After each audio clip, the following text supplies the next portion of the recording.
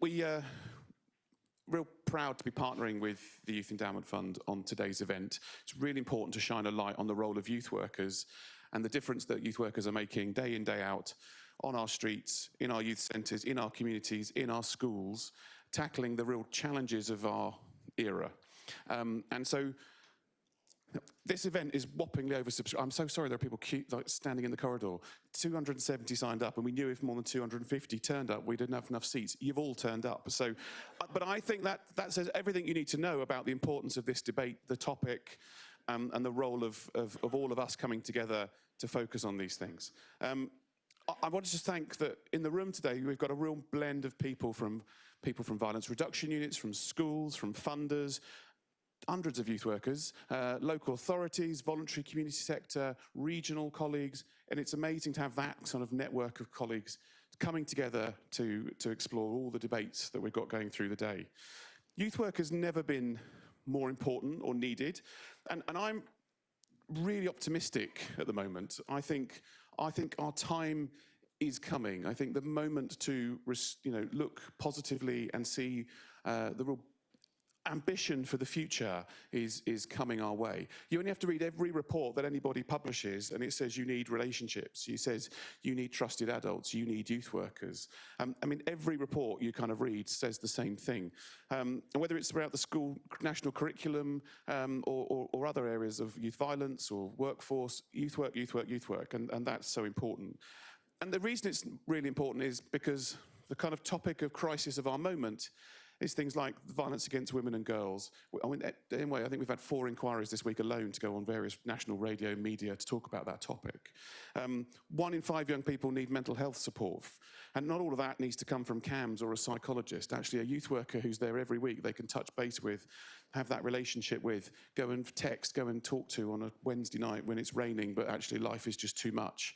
It can just be that relief valve that is needed to prevent further trauma, further harm, and to support those young people.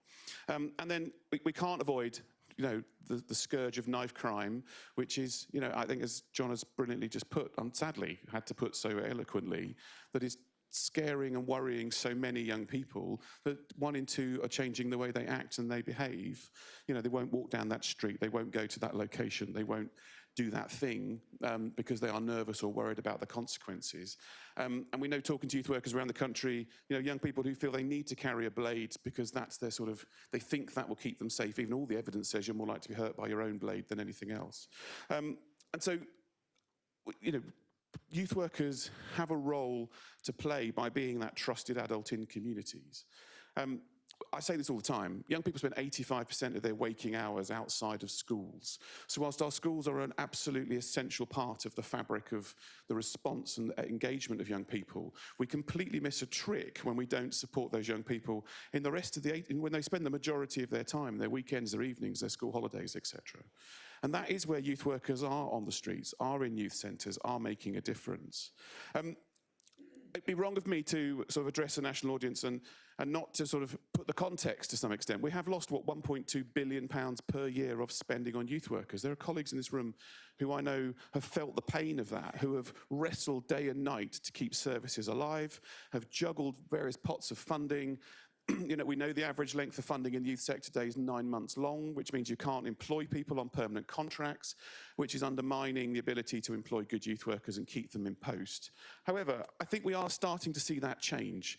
We had an event last week with local authority leads, and overwhelmingly we walked away from that with a sense that local authorities are starting to re-engage with youth work. I think the statutory duty is making a difference, and the need to invest in that is being understood. You can't continually put more and more money into acute services. You've got to put money into prevention services. I know I'm just preaching to the converted in this room, but the real world is listening to that. Why? Because all those reports are saying youth work, youth work, youth work.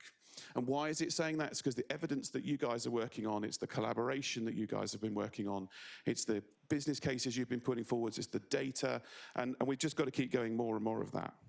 Our biggest focus at the moment is around workforce and the challenge of keeping youth workers in our sector. And just to put that into the starkest terms, and because I've got the minister in front of me, I'm going to take the opportunity. But the average salary of a youth worker in England today is £21,000. That is below the living wage. The average salary of anybody in the country is £36,000. So why would you come into our sector? Why would you become a youth worker and not become a teacher or a social worker?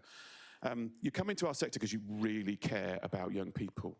You care about your community and you love the process that we work with young people, and that makes a difference.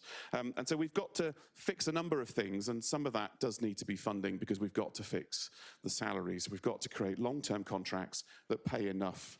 But I am really optimistic. Why? Because I've been in this job nearly 8 years, and for all that 8 years, we've been banging the drum saying, we need a national strategy for young people. We need a plan. We're the only country in Europe that doesn't have a plan for young people, and we're getting one, and this is absolutely amazing.